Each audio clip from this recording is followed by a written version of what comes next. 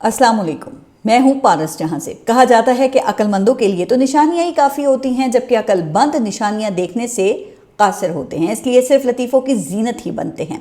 तो जनाब, हमारे आज के व्लॉग में भी कुछ ऐसे ही अक्लमंदों और अक्लबंदों का हम जिक्र करेंगे। अभी 2 दिन पहले मैंने ख्वाजा आसिफ के एक बयान का हवाला दिया था और साथ खदशा भी जाहिर किया था कि उनका ये बयान भी लतीफ़ा ही साबित होगा। तो अब देख लें कि फिर ऐसा ही हुआ है। लेकिन अफसोस कि इस मामले पर ख्वाजा आसिफ की ज़ात नहीं बल्कि रियासत वो लतीफ़ा बन गई है। जी हाँ, ख्वाजा आसिफ ने नवीद सुनाई थी कि जल्द ही JF-17 तैयारे बेचकर IMF से हम जान छुड़ा लेंगे।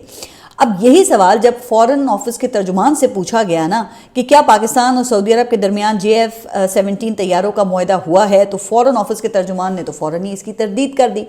उनकी तरफ से ये कहा गया कि मुझे ऐसे किसी मुआहदे का इल्म नहीं है, हाँ अगर ऐसा होता है तो वक्त आने पर बताएंगे। अच्छा जी, तो फिर ख्वाजा आसिफ ने ये किस इल्म की बुनियाद पर ये बात की थी? चलें, आप अवाम को ना बताएं भाई, लेकिन आप रियासत को तो मजाक ना बनाएं ना। कम अज़ कम वजारत खारजा और वजारत दिफा आपस में ही एक दूसरे को बता दें ताकि ऐसे लतीफ़े तो ना बने ना।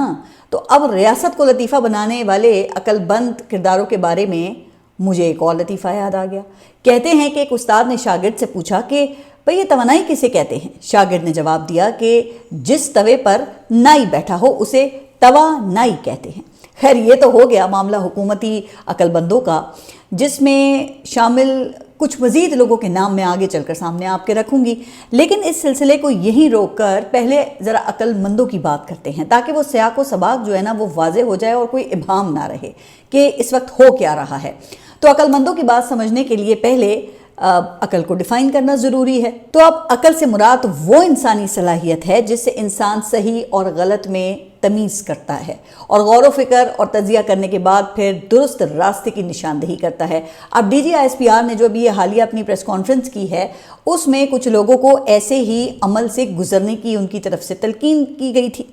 उनका कहना यह था कि पाक अफगान बॉर्डर और अफगानिस्तान के अंदर जो कार्रवाइयाँ अक्टूबर में की गईं, उनके नतीजे में दहशतगर्दी के वाक़यात में नुमायां तौर पर कमी वाक़ हुई है। लिहाजा इसमें निशानियाँ हैं देखने वालों और समझने वालों के लिए। लेकिन कुछ गुमराह लोग इन कार्रवाइयों को इंडिया के ऑपरेशन सिंदूर से मिलाते हैं, जो कहते हैं कि इंडिया के पाकिस्तान पर हमले और पाकिस्तान के अफगानिस्तान पर हमले में कोई फ़र्क नहीं है, क्योंकि दोनों हमले क्रॉस बॉर्डर टेररिज्म के इल्ज़ामात पर किए गए। अब जाहिर है कि ये बात तो फिर मौलाना फजलुर रहमान ने की थी, जिनका उन्होंने नाम तो नहीं लिया DGISPR ने, लेकिन उनकी बात का हवाला देकर गुमराह लोगों में शामिल किया। अच्छा, वैसे जब DGISPR की ये बात मैंने सुनी थी ना, तो मौलाना के हवाले से मैंने कहा कि लो जी, आप अपने दाम में सयाद आ गया। चूँकि आम तौर पर फतवे देने और अकल की तरफ रहनुमाई का फरीज़ा ये उलमा हजरात ही अंजाम देते हैं, लेकिन प्रेशर में तो वो खुद ही पकड़ में आ गए। लिहाजा देखना था कि इस पकड़ पर मौलाना अब क्या जवाब देते हैं। तो गुज़िश्ता रोज़ बिलाखिर ये मरहला भी आ गया और मौलाना बोल पड़े। अब वो क्या बोले, तो इस पर आने से पहले आपको मैं याद कराती चलूँ कि DGISPR की प्रेस कॉन्फ्रेंस पर मैंने वो देवबंद से ताज़ा पास आउट होने वाले एक तालिब इल्म का लतीफ़ा सुनाया था, जिसने गोल गप्पे बेचने वाले से पूछा था कि भाई गिन के देते हो या तोल कर देते हो। तो मौलाना चूँकि ख़ुद भी देवबंद मकतब फ़िक्र से ही हैं, लेकिन हैं तो उस्ताद ना, इसलिए उन्होंने तालिब इल्म वाली कोई कन्फ्यूजन ही नहीं छोड़ी। लिहाजा उन्होंने अपने सामने तालिब इल्मों को बिठाया और जनाब खूब तोल कर जवाब दिए, जो नहायत ही इंटरेस्टिंग हैं। हुआ ये कि मौलाना फजलुर रहमान पहुँचे राजा बाज़ार, जहाँ पे मदरसा तालीमुल कुरान रावलपिंडी में उनकी जानिब से एक दर्स का एहतमाम किया गया, जिसमें उन्होंने किसी का नाम नहीं लिया, लेकिन कहने वालों को छोड़ा भी नहीं। मौलाना ने कहा कि अल्लामा शब्बीर उस्मानी शेखुल इस्लाम थे, लेकिन अंग्रेज़ ने अपने मुकाबले में उनको अनपढ़ कहा था और आज भी उसी सोच की हुक्मरानी है। यानी कि उन्होंने सोच के लिहाज से अंग्रेज़ साम्राज्य और अपने मुखातिब को एक ही सफ़ में खड़ा कर दिया, जिसके बाद फिर उन्होंने अकल वाली बात का जवाब भी दिया कि जिस तरह अंधेरे में रोशनी के बगैर नज़र नहीं आता, इसी तरह कुरान और सुन्नत के बगैर अकल भी किसी काम की नहीं, क्योंकि इस रहनुमाई के बगैर अकल अंधेरों में चली जाती है, जज्बात के सामने ढेर हो जाती है, मुअत्तल हो जाती है। जैसे इंसान पर मोहब्बत गालिब आ जाए तो अकल मुअत्तल। غضب غالب آ جائے تو عقل معطل، حرص غالب آ جائے تو عقل معطل، لیکن اس بات کی اہمیت علماء کرام ہی سمجھ سکتے ہیں، حکمران نہیں جانتے۔ اچھا، مولانا کی اس تمثیل سے ایک بات تو کلیئر ہے، اور مجھے یقین ہے کہ آپ کو بھی اس بارے میں کوئی ابہام تو نہیں ہوگا کہ مولانا نے حکمران کس کو کہا، اور جس کو کہا اس کی عقل کو معطل قرار دیا۔ لیکن یہ بات تو سمجھ میں نہیں آئی یا کلیئر نہیں ہوئی کہ مولانا صاحب کے خیال میں حکمران کی عقل معطل ہونے کی وجہ غضب ہے، حرص ہے یا نفرت ہے۔ البتہ مولانا نے اس کے بعد یوم حساب کی بات کر کے کم از کم تا حیات استثناء پر سوال اٹھا دیا ہے، جیسے کہ وہ کہہ رہے ہوں کہ اس میں بھی ایمان والوں کے لیے نشانیاں ہیں۔ بہرحال یہاں تک بات کر کے پھر مولانا فضل الرحمان وہ اصل نقطے پر آ گئے۔ کہا کہ پتہ نہیں کیوں مدارس کے پیچھے پڑ گئے ہو، لیکن ہمیں نہ آزماؤ ورنہ ہم آپ کے لیے ان سے بڑھ کر آزمائش بن جائیں گے، پھر مسئلہ آپ کے لیے مشکل ہوگا، ہمارے لیے کوئی مشکل نہیں ہے۔ اب ان سے مراد یقینی طور پہ مولانا صاحب کی پاکستان تحریک انصاف ہے، جو حکمرانوں کے لیے آزمائش بنی ہوئی ہے۔ اب آزمائش کی کچھ جھلکیاں میں آگے بھی پیش کروں گی، لیکن جیسے ہی مولانا فضل الرحمان نے یہ بات کی نا، تو وہ سامنے بیٹھے ہوئے طلبہ نے نعرے لگانا شروع کر دیے کہ قائد تیری جرت کو، قائد تیری ہمت کو، قائد تیری سیاست کو، قائد تیری قیادت کو ہم سلام پیش کرتے ہیں۔ خیر، وہ اس سلامی کا اثر یہ ہوا پھر کہ مولانا نے حاضرین کو مدارس کی حفاظت کا پورا یقین دلایا، لیکن اتنا کہنا ضروری سمجھا کہ ہم نے ہمیشہ مکالمے کا راستہ لیا ہے، مذاکرات سے مسئلہ حل کیا ہے، اور یہ کہہ کر پھر انہوں نے باور کرایا کہ ہمارے ساتھ کچھ معاہدے ہوئے، اس پر عمل کرو تاکہ ہمیں دھوکے کا تاثر نہ ملے، اب کوئی دھوکہ نہیں چلے گا۔ بس جی، یہ بات کرنی تھی کہ ہال ایک بار پھر نعروں سے گونج اٹھا، ایک بار پھر قائد کی ہمت، جرت اور قیادت کو سلام پیش کیا جانے لگا۔ لیکن اس دوسری سلامی نے تو مولانا کے صبر کا پیمانہ ہی لبریز کر دیا۔ مولانا نے طلبہ کو روکا اور کہا کہ ارے بھائی بات سنو، اتنے نعرے لگانے کے بجائے اگر کوئی عملی کام کر رہے ہوتے تو پنجاب میں آپ کے علاوہ کوئی نہیں جیت سکتا تھا۔ تو لگتا یہ ہے کہ مولانا فضل الرحمان کو مریم نواز کی اس تقریب کی رپورٹ مل گئی تھی جس میں وہ علماء حضرات میں اعزازیہ کارڈ تقسیم کر رہی تھی، جہاں پر وزیر اعلیٰ کے مطابق کوئی 70,000 علماء اور ائمہ کرام حکومت پنجاب کے ماہانہ اعزازیے کے لیے اپلائی کر چکے ہیں۔ اچھا، حالانکہ اس وظیفے کو آپ کو یاد ہوگا کہ مولانا فضل الرحمان نے حکومت کے منہ پہ مارنے کا کہا تھا، لیکن اکثریت نے تو وظیفہ منہ پر مارنے کے بجائے اس پر ہاتھ صاف کرنا ہی مناسب سمجھا۔ اب اگر دیکھا جائے تو اس صورتحال کی جو ذمہ داری ہے وہ خود مولانا پر ہی عائد ہوتی ہے، جو حکومت کے ساتھ نرم گرم پالیسی لے کر ہی چل رہے تھے۔ لیکن اب ایک بات بڑی واضح ہو گئی ہے کہ مولانا صاحب کو بہت جلد کوئی واضح فیصلہ کرنا ہوگا، چونکہ حکومت کی بیعت اور اپوزیشن کو بھی سلام، یہ پالیسی ایک ساتھ مزید نہیں چل سکتی نا۔ بہرحال اب دوسری طرف فیلڈ مارشل کا کہنا یہ ہے کہ قومی سلامتی کو لاحق خطرات کے حوالے سے زیرو ٹالرنس پالیسی ہے۔ اب یقینی طور پہ ان خطرات سے مراد دہشت گردی اور بیرونی تھریٹس ہیں، لیکن جب یہ زیرو ٹالرنس پالیسی یہ ٹرکل ڈاؤن ہوتی ہے تو اس کا نشانہ پھر دہشت گردوں کے ساتھ ساتھ سیاسی لوگ بھی بنتے ہیں، یا نشانے پر سیاسی لوگ بھی آ جاتے ہیں۔ شاید اسی لیے D G I S P R نے پاکستان تحریک انصاف کو دہشت گردوں کا سہولت کار قرار دیا ہے، جس کا جواب پھر گزشتہ روز بیرسٹر گوہر، سلمان اکرم راجہ اور اسد کیسر نے ایک مشترکہ پریس کانفرنس میں دیا ہے، جس میں پاکستان تحریک انصاف نے اعلان کیا کہ ہر صورت میں دہشت گردی کا ہم خاتمہ چاہتے ہیں، لیکن وفاقی حکومت صوبائی اسمبلی کو اعتماد میں لے کر فیصلے کرے۔ لیکن وزیر اعظم نے بلوچستان جا کر یہ اعلان کیا کہ دہشت گردی کے خلاف جنگ جاری ہے اور اس کے خاتمے تک چین سے نہیں بیٹھیں گے۔ اچھا، اب ایک بات تو درست ہے کہ شہباز شریف یہ جب سے وزیر اعظم بنے ہیں نا، وہ واقعی چین سے نہیں بیٹھے ہیں، لیکن جناب کیا اس بے چینی کی وجہ یہ دہشت گردی کا خاتمہ ہے یا پھر اپوزیشن کا خاتمہ؟ تو اس حوالے سے پنجاب حکومت آپ دیکھ رہے ہیں کہ نئے نئے ریکارڈز قائم کر رہی ہے، جس کو دیکھ کر مجھے سوشل میڈیا پر وائرل ایک کامن سینس کا سوال یاد آ گیا۔ سوال یہ ہے کہ وہ کیا چیز ہے جو ناک کے آگے اور کان کے پیچھے ہوتی ہے؟ تو اس کا کامن سینس جواب یہ ہے کہ اگر اردو الفاظ ناک اور کان کی جو ساخت ہے آپ ذرا اس پر اگر غور کریں تو ناک میں نون وہ آگے، اور اگر آپ حروف کی ترتیب کو الٹ دیں تو پھر لفظ ناک بن جاتا ہے جس میں نون پیچھے ہے۔ تو جناب پھر یہی حال موجودہ رجیم میں کہا جاتا ہے کہ مسلم لیگ نون کا ہے، چاہے آپ موجودہ رجیم کے آگے دیکھیں یا پھر پیچھے، آپ رائٹ سے دیکھیں یا پھر لیفٹ سے دیکھیں، آپ کو ہر طرف مسلم لیگ نون ہی سامنے نظر آتی ہے۔ لہٰذا اپوزیشن کے خلاف ہونے والی کارروائیوں سے پھر نون لیگ کو کسی طور پر بھی بری الزمہ تو قرار نہیں دیا جا سکتا نا۔ اب وزیر اعلیٰ پنجاب جو ہیں، ان کا کہنا یہ ہے کہ ہر ظالم اور مافیا کے لیے پنجاب کی زمین تنگ کر دی گئی ہے، لہٰذا اب کسی فتنے کو پنپنے کی اجازت نہیں دیں گے۔ اچھا، گزشتہ روز جب وہ یہ بات کر رہی تھی نا، تو اس وقت تحریک تحفظ آئین کے سربراہ محمود خان اچکزئی اور علامہ راجہ ناصر عباس وہ قافلے کے ہمراہ لاہور کے سفر پہ رواں تھے، جہاں ان کا 3 دن تک قیام کا پروگرام ہے، تاکہ وہ جو اسٹریٹ موومنٹ ہے جس کی تیاریاں یہ کر رہے ہیں اس کے لیے فضا ہموار کر سکیں۔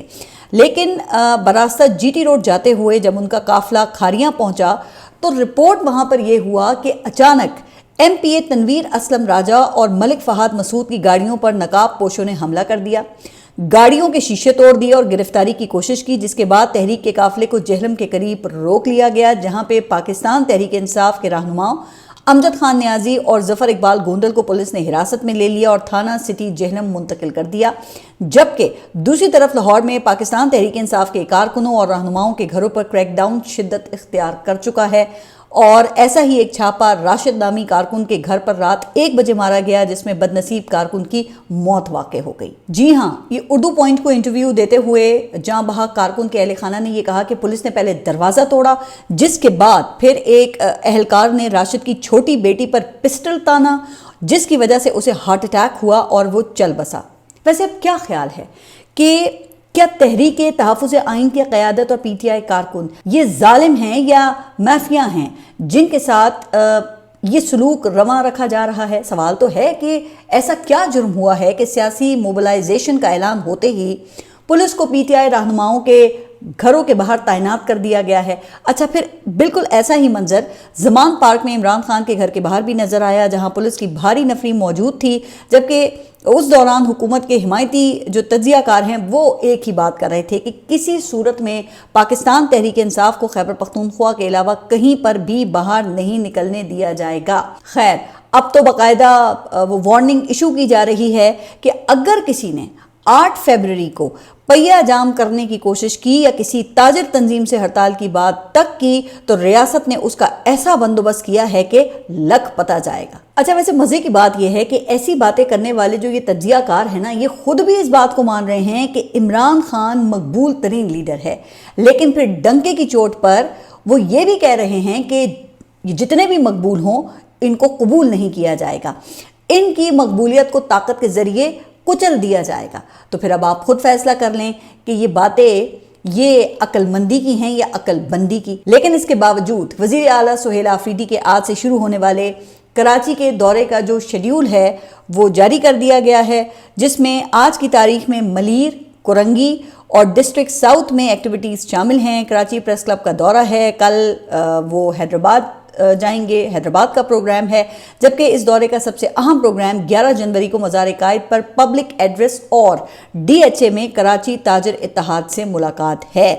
اب پتہ نہیں کہ کراچی کے ڈی ایچ اے میں ان کو جانے کی اجازت دی جاتی ہے یا نہیں دی جاتی۔ البتہ علیم عادل شیخ تو کہہ رہے ہیں کہ جلسہ ضرور ہوگا، لیکن اب دیکھتے ہیں کہ جلسہ ہوتا ہے یا نہیں ہوتا۔ لیکن 12 تاریخ کو پھر وزیر اعلیٰ سندھ سے سہیل آفریدی کی ملاقات بھی شیڈیول ہے، پھر جس سے یہ امید لگائی جا سکتی ہے کہ سندھ حکومت کم از کم وہ سلوک نہیں کرے گی جس کا سامنا سہیل آفریدی کو لاہور میں کرنا پڑا۔ اچھا، اب آگے بڑھتے ہیں اور کچھ بات کرتے ہیں معیشت کی، جس کی پتلی حالت کو لے کر حکومت کی رخصتی کی باتیں کی گئیں۔ لیکن فی الحال D G I S P R کی پریس کانفرنس کے بعد تو لگتا ہے کہ حکومت فوری طور پہ تو بچ گئی ہے، لیکن وزارت خزانہ اور وزارت منصوبہ بندی وہ اب بھی ریڈار پر ہیں۔ اچھا، کچھ لوگوں نے یہ بھی دعویٰ کیا ہے کہ ان وزارتوں کی متوقع امیدواروں کے انٹرویوز بھی ہو رہے ہیں، اور اس کی ایک انڈیکیشن وہ حال ہی میں ہونے والا ایک فیصلہ ہے جس کے تحت وزیر اعظم نے معاشی اصلاحات کے لیے ایک 15 رکنی کمیٹی تشکیل دی ہے، جس میں وزیر خزانہ کے ساتھ وزیر قانون، منصوبہ بندی، ایس آئی ایف سی اور سرمایہ کاری بورڈ کے سیکریٹریز کو شامل کیا گیا ہے۔ یہ کمیٹی ہر 3 ماہ بعد وزیر اعظم کو رپورٹ کرے گی۔ اب پتہ نہیں کہ یہ کمیٹی جو ہے وہ کیا رپورٹ کرے گی، لیکن جو رپورٹس آ رہی ہیں نا وہ تو بھائی بڑی ہی بھیانک ہیں۔ سب سے پہلے تو آئی ایم ایف نے ایک رپورٹ جاری کی ہے جو کہ رپورٹ کم اور حکومت کے خلاف چارج شیٹ زیادہ تھی۔ اب حکومت کے اپنے ادارے شماریات نے house hold integrated economic survey کی رپورٹ جاری کر دی ہے، جس کے مطابق پاکستان میں بھوک قومی ایمرجنسی بنتی جا رہی ہے اور ہر 4 میں سے 1 پاکستانی غذائی عدم تحفظ کا شکار ہے۔ اب غذائی عدم تحفظ کے شکار افراد کی جو تعریف اقوام متحدہ نے کی ہے نا، اس کے مطابق ہر وہ شخص فوڈ انسیکیور ہے جسے اتنی مقدار میں محفوظ اور غذائیت سے بھرپور غذا دستیاب نہ ہو جس سے وہ معمول کی نشو و نما کے ساتھ ایک صحت مند اور فعال زندگی گزار سکے۔ اچھا، پھر اس میں کیٹیگریز ہیں۔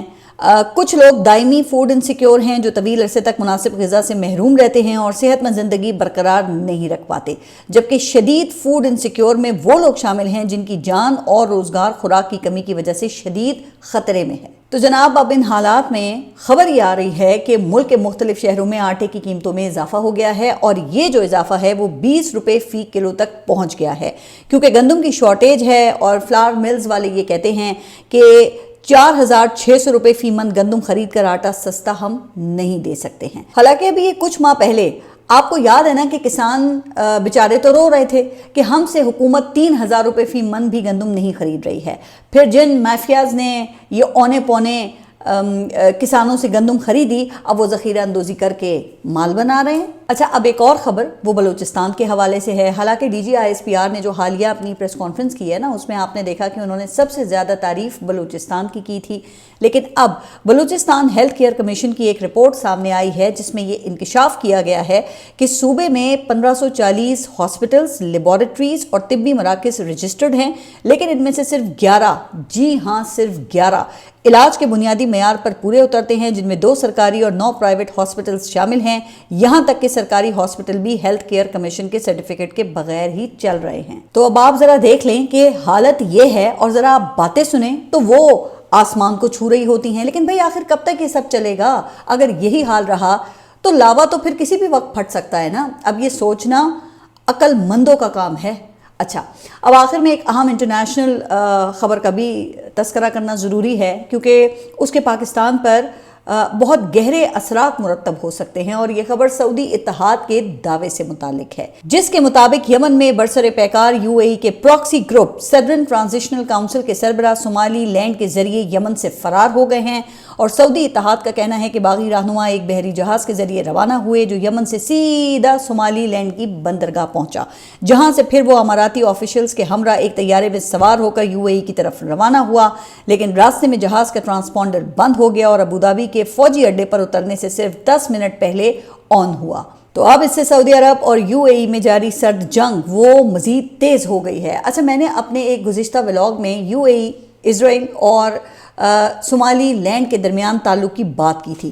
جو اب مزید واضح ہونے لگی ہے، اور بی بی سی اردو کے مطابق متحدہ عرب امارات کی صومالی لینڈ میں ایک فوجی بندرگاہ ہے اور you a E Somali land کے معاملے پر اسرائیل کے ساتھ ہے۔ کیونکہ دونوں کے مفادات وہ ایک ہیں، تو اب یو اے ای کے ساتھ حالیہ پاکستانی قربت کے بعد سعودی عرب کے ساتھ تعلقات کو